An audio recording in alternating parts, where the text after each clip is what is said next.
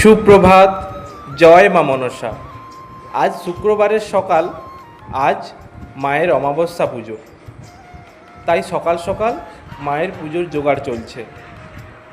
পূর্ণিমা তিথিতে যেইভাবে আমাদের মন্দিরে মায়ের পুজো করা হয়, অমাবস্যা তিথিতেও কিন্তু সেই একইভাবে মন্দিরে মায়ের পুজো করা হয়, শুধু ভোগের মধ্যে একটু আলাদা।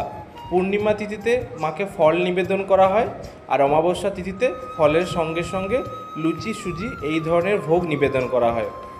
মন্দিরের বারান্দায় সমস্ত জোগাড় নিয়ে বসে পড়েছি। এই যে মায়ের ফুল, সমস্ত রকম ফুল তুলে নেওয়া হয়েছে, বাসন কোসন সবই ধোয়া হয়ে গেছে, সব মন্দিরের বারান্দায় রেখেছি। আর এই যে ফলটা এখনও কাটিনি।